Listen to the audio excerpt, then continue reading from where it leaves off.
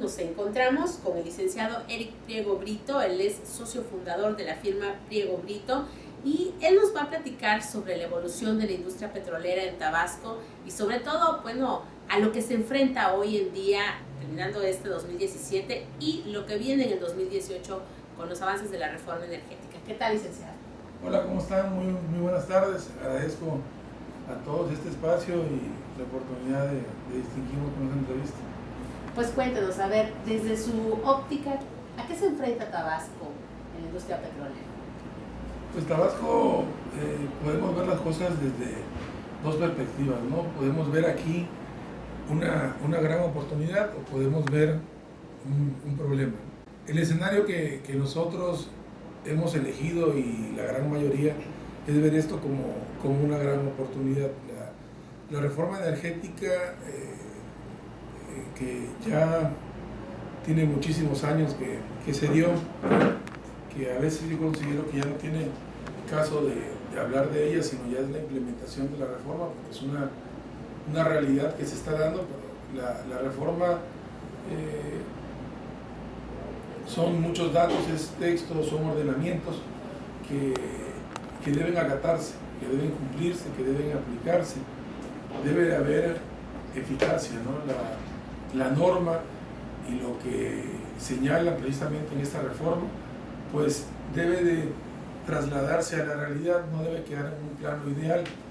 Y eso es lo que está pasando ahorita, ¿no? Estamos viviendo la realidad de la reforma, qué es lo que está pasando en el día a día, cómo se está implementando, cómo ha venido aterrizando. Es una reforma prematura y toda esa normativa que se diseñó, todo ese gran andamiaje legal, pues se está aprobando. Estamos viendo la aplicación de la norma en la realidad y la aceptación de la sociedad y el acatamiento de ellos sobre la misma, ¿no? Faltan muchas normas por emitirse, hace falta regulación, pero mucha ya ha salido. Hay diversos órganos que ya están trabajando, entidades, se crearon muchas, se modificaron muchas más también, y cada una ha venido haciendo lo suyo, ¿no? Hay cosas nuevas, ¿no? Tenemos ya en Tabasco, por ejemplo, algo que siempre pedíamos nosotros, una representación federal de las entidades, ¿no? Porque si no estaríamos hablando de un pulpo sin tentáculos, ¿no? Todos esos ordenamientos, pero no tenemos la estructura para que puedan operar. Bueno, la Senagas hizo lo propio y abrió una representación ya aquí en el sureste. Digo, también estamos la CNH, que ha avanzado en algo, ya tiene un cuarto de datos también aquí en Tabasco. Bueno, hace falta un poco también de ASEA, pero conforme se vaya requiriendo, yo considero que van a venir llegando, ¿no? Y toda esta normativa pues nos ha permitido ver la dinámica y lo que nos espera, ¿no? Hay estudios que, digamos, los serios, ¿no? de la Agencia de Energía, Internacional de Energía, que decían que, bueno, que esta reactivación o la normalización de precios sería en 2020, ¿no? Y en la parte de México, pues hablaba que para 2040 estaríamos ya pasando por los 3 millones de barriles, ¿no? 3.4, no recuerdo ahorita el dato exacto, no son algunos de los escenarios. En la realidad, pues se han venido dando diversas esquemas de participación donde la iniciativa privada puede lograr participar en la industria energética. Por ejemplo, aquí en el caso de Tabasco, ¿no? Pues en el sector de hidrocarburos, que digamos que es una de las actividades preponderantes, y se han dado diversas rondas, ¿no? Hoy tenemos la de Farm Outs, que a nosotros, pues con Tabasco, pues sí tiene que ver. Ya Jimbatzil se declaró desierta, pero que eso eran aguas, ¿no? Y en la parte terrestre, pues tenemos a Cárdenas Mora, y que ya lo ganó una empresa que ya también ha estado prestando servicios, en este caso como prestadora, en Tabasco, Cheiron son egipcios de Pico Energy, y a la una, en un rato, se va a dar la parte de Ogarrio, ¿no? Donde hay varios interesados que también tienen que, obviamente, está aquí en la parte de Tabasco, ¿no? Entonces, todo ese tipo de actividades o de esquemas de participación que en realidad pues son licitaciones donde se dan contratos para que los particulares realicen ya sea la exploración o la extracción comercial del hidrocarburo, nos generan cierta derrama económica aquí. Sin embargo, es algo que va a ser paulatino, no se van a ver los efectos. Yo recuerdo que la doctora Lourdes Melgar hablaba de 10 años, ¿no? Del inicio de la reforma, para que pudiéramos empezar a conocer sus efectos favorablemente, ¿no? Ahorita van empezándose a desarrollar todos esos proyectos, van en sus respectivas fases, ejerciendo sus planes, ¿no? Tenemos todo lo de 1.3, que también tiene que ver con Tabasco, también va generando actividad. Ahorita ya esos contratos ya están empezando a tener mayor dinámica, están en una fase ya activa, y ahí tenemos pues 5 campos más, ¿no? que son Mayacaste, Calicanto, Fortuna Nacional, Tajón, Paraíso. Tenemos campos vecinos o muy colindantes aquí con Tabasco, por ejemplo los de Renaissance, que es Topén, Malva, Mundo Nuevo, un poquito ahí en Veracruz. Tenemos Moloacán y Cuchapa, ahí han estado con un poco de problemas. Bueno, había una temática social que es otro de los puntos ahí importantes a tratar, ¿no? Que igual aquí en Tabasco pues la tenemos mucha, y es precisamente lo que veníamos platicando, ¿no? Sí, en ese sentido, licenciado, usted tiene mucha experiencia en la materia. ¿Cuáles van a ser los principales retos de todas esas empresas extranjeras que vengan a trabajar a Tabasco? Pues los retos, y platicábamos que algunos eran desafíos sobre todo sociales, ¿no? Sí. Al inicio de la reforma pues se identificaban varios, ¿no?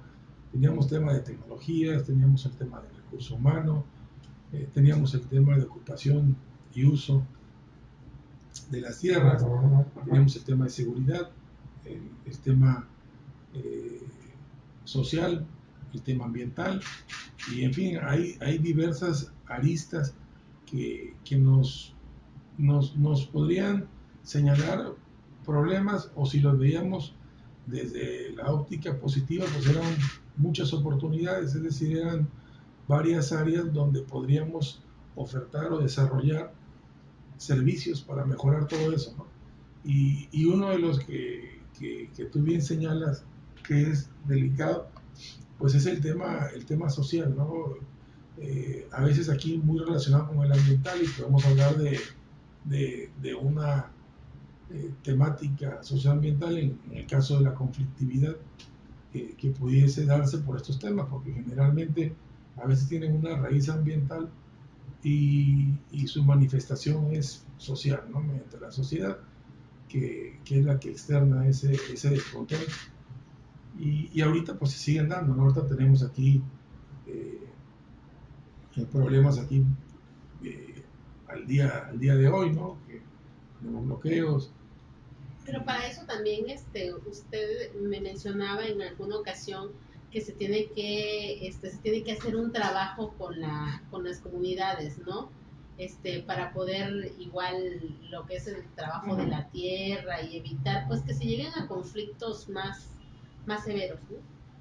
Sí, bueno, el tema social es un tema que tiene muchísimas décadas existiendo en la región, ¿no? Es un tema que podríamos estar hablando ya de una tercera generación que viene realizando este tipo de prácticas. Y esa práctica, digo, es como todo, ¿no? Tenemos un pensamiento, una idea, la manifestamos, empezamos a accionarla, a actuarla, y esa práctica pues la empezamos a a reiterar, pues se va convirtiendo en un uso, luego es una costumbre y finalmente se convierte en un estilo de vida, ¿no? En parte de la cultura, ¿no? E incluso eh, eh, llegamos a hablar hace algunos años de una industria hasta de la reclamación, un tema ahí relacionado con el tema social. Y precisamente si nosotros teníamos detectada como parte de una reforma, esa temática social era o es uno de los puntos que se deben de enfrentar y se deben de enfrentar buscando una solución, pero debe de ser de raíz. Es un tema muy difícil porque, como te comento, tiene muchísimos años de venirse gestando. Me llevan 3 generaciones donde el abuelo le enseñaba al padre y el padre al hijo, y ellos empíricamente fueron aprendiendo, ¿no? Y, y pues precisamente cambiar ese chip, suplantarlo, es como el choque de dos trenes, ¿no? O sea, tenemos las viejas prácticas y las nuevas prácticas. No podemos hacer un choque fatal y momentáneo. ¿Por qué? Porque nadie saldría ganando, ¿no? Todo se destruiría. Entonces, esas fuerzas tienen que irse midiendo y tienen que ir empujando.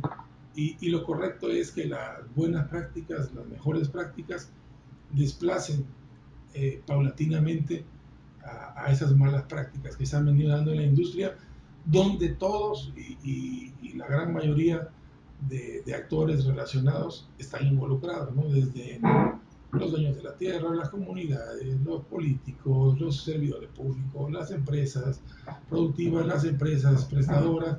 ¿Por qué? Porque precisamente era lo que había, no era la forma de trabajar. Digo, lo conocemos, lo sabemos, pero se tiene que ir haciendo algo, ¿no? Y la parte principal, pues, el, el gobierno a toda esta gente que va a estar relacionada, a los stakeholders que van a tener una relación con la actividad o las partes interesadas, a las comunidades indígenas y a todos ellos, hay que ir a una fase antes, ¿no?, del proyecto. Entonces, está una fase informativa donde le tienes que dar a ellos toda la información. Es una fase de inteligencia, va a ser una fase de capacitación y tienes que decirles, bueno, pues desde qué es la reforma, qué es lo que busca, cuáles son sus efectos, sus consecuencias, los alcances. Por ejemplo, en el caso de la tierra, sí tenemos un capítulo cuarto ahí de la ley de hidrocarburos, donde se dan ahí todas estas alcances del proyecto, no son parte del requerimiento para lograr la validación de un contrato, pero ya es para el tema específico, ¿no?, de la ocupación superficial. En realidad, para la parte general, pues se debe de ir concientizando, es una parte de concientización, porque tienes que hacerlos conscientes de que esto es un cambio, de que estamos mal, de que ya no podemos seguir así, de que el desenlace sería fatídico de continuar con estas prácticas, el sistema ya no podría soportarlo, la distribución de la riqueza tampoco era la idónea. Entonces, a toda esta gente, a toda la sociedad, hay que hacerlos entender, ¿no? No nada más al momento ya de llegar a desarrollar el proyecto, no antes de, es llegarle pues a notificar los alcances. Primero, el procedimiento para ocupación es un procedimiento ahí interesante y trae parte de lo que yo comento, ¿no? Pues se da un aviso de interés del inicio de todas las negociaciones. Hay 180 días para negociar y durante todo ese lapso se tienen que ir surtiendo ciertos requisitos, ¿no? Dentro de ellos hay que hacerle saber a la comunidad los beneficios, tanto en lo personal, digo, al dueño de la tierra, como a la comunidad, los beneficios que van a tener, ¿no?, tanto la comunidad como el dueño, ¿no?, en lo personal y en lo general. Pero el tema, como ustedes lo saben, aquí en Tabasco es un tema que un tema social puede iniciar en un pozo, en un campo, pero es un tema expansivo, ¿no? Las comunidades son redes, están enlazadas, tienen vínculos, y cuando algo va sucediendo en el tema petrolero, pues se va expandiendo, ¿no? Y algo que puede haber empezado en una ranchería, en una comunidad, puede pasar luego a un pueblo y luego pasa al municipio entero y luego pasa a otro municipio y luego es un tema que puede llegar a afectar al Estado. Aquí pues, hemos tenido hasta bloqueos de la ciudad hace años, igual en otras partes, ¿no? En Veracruz, en Acayuca, cuando tomaban las casetas y en fin, entonces ese tema desde la parte inicial, como te comento, que hay que empezar a permear, a entrar a todos estos grupos que antes podríamos decir que eran partes afectadas, ¿no? O desvalidos, hay que acercarse con ellos de la manera idónea y con los que saben hacer eso para que entiendan de qué se trata la reforma. La reforma en realidad para toda esta gente y que podemos decir que a veces se les llama débiles sociales, que luego hemos logrado ver que no son tan débiles, ¿no? Que han dejado que sus voces se escuchen, pues trae más beneficios que perjuicios. ¿Por qué? Porque ellos se encontraban antes en un estado, y digámoslo así, o sea, de anarquía, donde legalmente no tenían mucha protección, no había mucha regulación. En los temas especiales, cuando íbamos a entrar a un proyecto, a desarrollar algo, y finalmente las empresas pues lograban hacer lo que tenían que hacer y ellos pues salían con los beneficios que les daban, ¿no? No había lineamientos, no había parámetros, no había metodologías, no había una ley de hidrocarburos. Aquí la ley de hidrocarburos trae 3 capítulos relacionados al tema social. Y además, por ejemplo, el artículo 101 te habla de 3 contraprestaciones diferentes. En su fracción 6 nos habla de una contraprestación A, B y C, ¿no? Nos habla de el tema de afectaciones ya regulado, o sea, ya por ley. Nos hablan del tema de los pagos de los derechos y nos hablan de una contraprestación que tampoco existía y que es para mí una maravilla y es una forma de distribuir la riqueza equitativamente, porque antes no te daban nada. Es decir, puedes recibir de un 0.5 a un 3% de la utilidad después de los pagos que se hagan al Fondo Mexicano del petróleo, ¿no? Entonces, esos beneficios no existían. Es decir, nos están dando un andamiaje, nos están dando un blindaje, nos están protegiendo. Precisamente yo creo, en gran sentido, una por tratar de hacer justicia, otra por el temor de la reacción social ante esta reforma, pues precisamente pues por todo eso buscaron de qué manera cubrir ese aspecto, ¿no? Que era el más delicado, ¿no? Y mucha gente, perdón, no lo conoce. Es decir, la gente no sabe en realidad y la información va y viene y se maneja al antojo, al antojo y a la conveniencia del portavoz, ¿no? De quien la lleve, no pues de la compañía que la traiga, del actor político que la traiga, del partido que la traiga, del líder. Entonces descontextualiza mucho de lo que dice la ley y tendría que haber una información oficial que les explique tanto los beneficios como los alcances, como las repercusiones, que también eso viene perfectamente señalado. Pero es decir, ese pulpo que yo comentaba que no podría estar manco, porque si un pulpo sin tentáculos pues finalmente no podría operar, tendría que mandar a su gente al área correspondiente para que hagan esa tarea, ¿no? Y además digo ya la parte que viene después, cómo convivir con ella, ¿no? Estos beneficios que también está planeado, ¿eh? O sea, y eso es lo interesante, pero no lo sabe bien la gente. Pues, ¿cómo van a desarrollar programas sociales? ¿Cómo van a desarrollar proyectos para la comunidad? Que todo eso está previsto. El problema es que se ha manejado la información mal y se genera en la comunidad, en el entorno social, se generan falsas expectativas o cuestiones diferentes a las que son. Okay.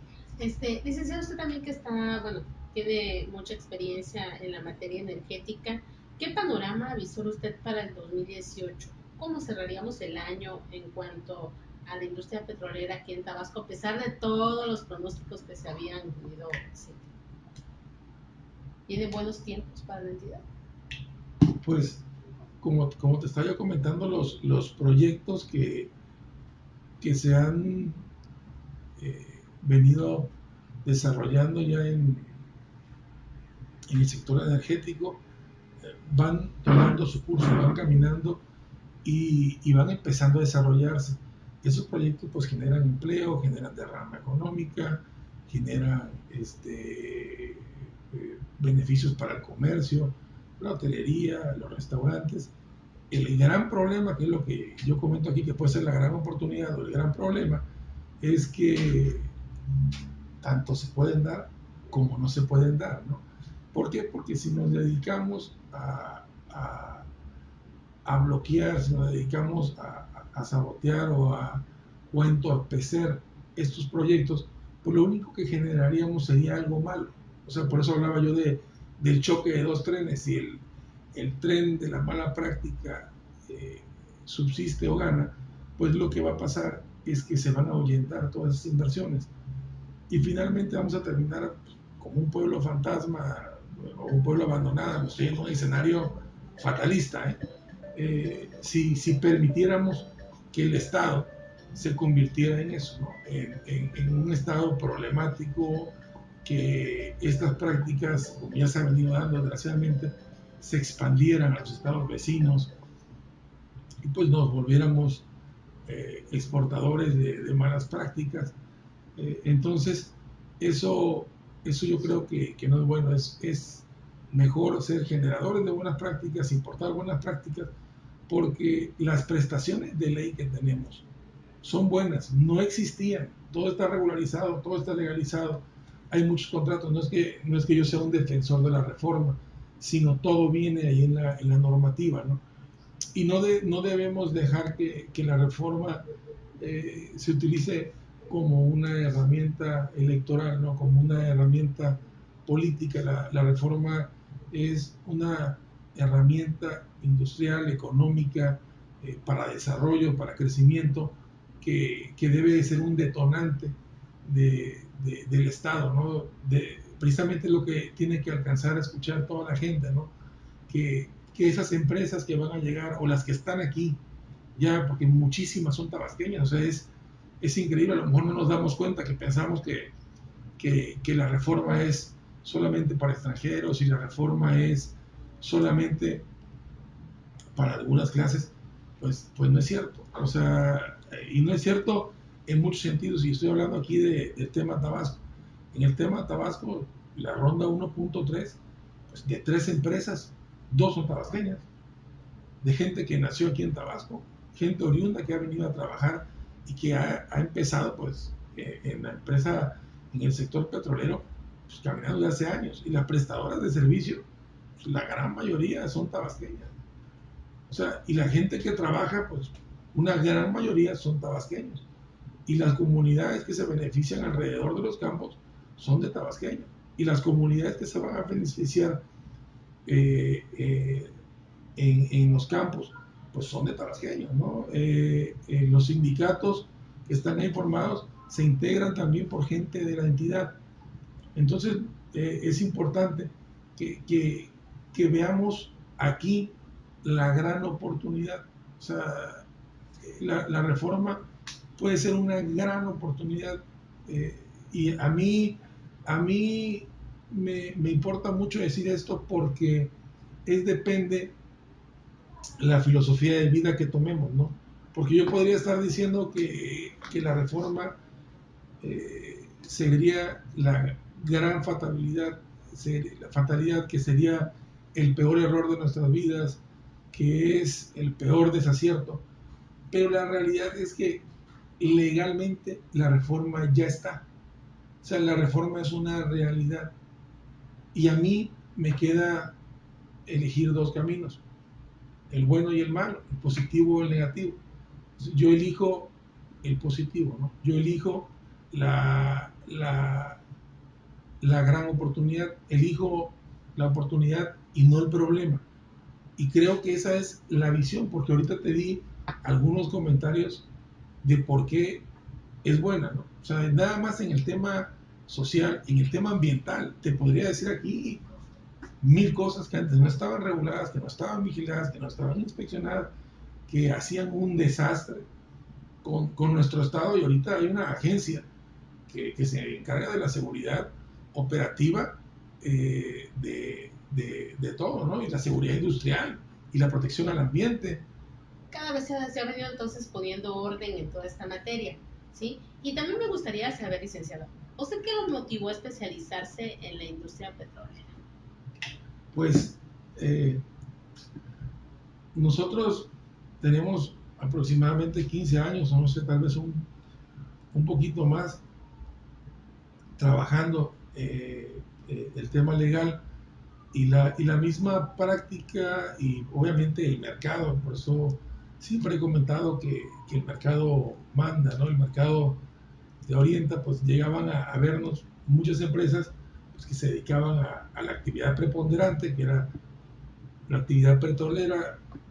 Obviamente pues la problemática que, que ellos enfrentaban y las oportunidades también eran en torno al sector petrolero. Antes no hablábamos de un sector energético en lato sensu, en un sentido amplio, ¿no? Nos hablábamos siempre era del tema del petróleo y el tema del gas. Las otras energías se han impulsado mucho con los temas de cambio climático y con los temas también ya de reforma desde hace algunos años, pero pues, Tabasco siempre fue un tema totalmente petrolero, ¿no? Entonces, lo que siempre sucedía no eran pues, lo que platicábamos ahorita, ¿no? Los temas de los bloqueos, los temas de los accidentes, los temas ambientales de derrama, los permisos, y toda esa tramitología y, y gestoría que está alrededor de la industria, ¿no? Entonces, eso es lo que se nos pedía, pues contratación de mano de obra, trabajadores, el tema de sindicatos, calificada, no calificada, y pues la misma industria nos fue o nos obligó en realidad a irnos especializando porque es un mercado eh, que, que es muy específico, ¿no? Tienen que ser las actividades, es un mercado cuantioso, es un mercado de mucho dinero y no hay espacio para errar, ¿no? Ni para experimentar. Oiga, a usted también le tocó tocar muchas puertas, sí, incluso hasta en la Cámara de Diputados, en Congreso de la Unión, ¿no? Para también apostarle a la organización a prepararse mucho antes de que estuviera lo de la reforma energética, incluso hicieron una agrupación, ¿no? Usted forma parte de una agrupación igual ahí, que se dedica especialmente a este tipo de problemas. Pues sí, lo que sucedió cuando venía la reforma y se escuchaba antes de 2013 que era inminente, que se iba a dar, porque antes eh, hablar de un tema de privatización en materia energética pues era casi un sacrilegio. Y cuando se vio y muchos empresarios consideraron que la reforma se iba a dar, pues nos solicitaron y se unieron muchos para que nosotros como firma les representáramos y les diéramos algún proyecto de qué sucedía y cómo se podía organizar en torno al sector energético. Y pues nos dimos cuenta en ese momento que no había organizaciones ni asociaciones eh, tan grandes especializadas en el sector. Ya después de la reforma aparecieron miles, aparecieron muchas comisiones, se crearon otras, pero antes la realidad es que no había ya algunas que ya trabajaban como prestadores de servicios para asociaciones mexicanas, como por ejemplo la MESPA, que ya estaba la MIPE, eran contadas, ¿no? Estaba la ARIF, y ya después de la reforma vinieron muchísimas, ¿no? Lo que encontramos nosotros, revisando los instrumentos en la ley de cámaras y confederaciones, era que no existía ninguna cámara para energías específicas que se organizaran de manera específica, salvo en el tema de minería, ¿no? Pero en el tema de hidrocarburos, en el tema de gas, en el tema de petróleo. No se había dado ninguna todavía, ¿no? Entonces, nosotros ya previendo que se iba a aperturar la actividad, porque en realidad se apertura para todos, ¿no? Se reserva al Estado la parte de la exploración y la extracción, pero finalmente la puede contratar, y pues las demás actividades pues se van a dar con autorizaciones, con permisos y con las licencias, ¿no? Entonces, ahí lo que vimos es, bueno, ya ahora sí el sector eh, petrolero, el eólico, el hidráulico, pues pueden formar una gran cámara, aunque había que hacer algunas modificaciones ahí con la ley de cámara por el tema porcentual y el tema a cómo se encontraban en esos momentos. Y podrían hacer una gran cámara donde se unieran todas las fuerzas y se pudieran representar, y sobre todo lo que platicamos ahorita, organizar, ¿no? Para que no ande cada quien actuando por su lado y no haya una uniformidad de criterio y una uniformidad en las solicitudes, en las peticiones por parte de todos. O sea, habría que hacer una sola voz, ¿no? A estar todos en la misma sintonía y al unísono. Lograr que pudiéramos impactar o llegar a quienes nos tuvieran que escuchar, pues para lograr las peticiones que teníamos. Y fue como propusimos la creación de la Cámara Nacional de Energía, que era la CANELCIA, o la Cámara Nacional del Petróleo, ¿no? Hicimos ahí dos trabajos, como comentaba, algunas implicaban algunas modificaciones, pero finalmente en esos momentos, ¿no? Pues se estaba haciendo apenas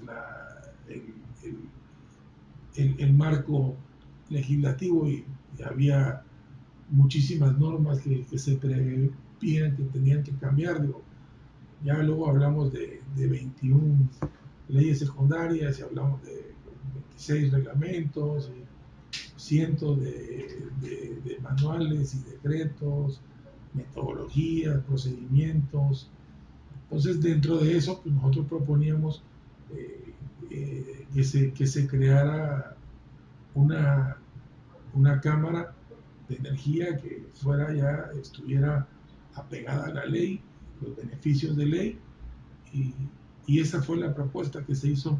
Incluso llegamos a presentársela al secretario de Economía, a Alfonso Guajardo, y pues fue muy bien recibida. Él nos trató muy bien, nos atendió muy bien, y fue una gran experiencia, ¿no? Pero finalmente fue un proyecto en el que trabajamos pues, para varios empresarios aquí tabasqueños, y estoy seguro y cierto que es indefectible que se va a tener que crear, ¿no? La Cámara es una necesidad, y va a ser parte de nuestra realidad en pocos años.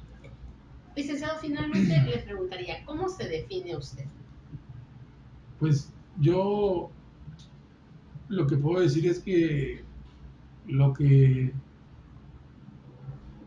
pienso y lo que muchas veces sueño, trato de hacerlo realidad. Me lo imagino. Hace muchos años vi a una persona que hablaba de eso, ¿no? Y en un libro que se volvió muy famoso, y me identifiqué mucho porque finalmente yo desde niño así he trabajado, ¿no? Siempre imagino lo que quiero hacer, lo visualizo en mi mente, y al pasar el tiempo se hace una realidad, ¿no? Finalmente es un tema que está en la actitud, ¿no?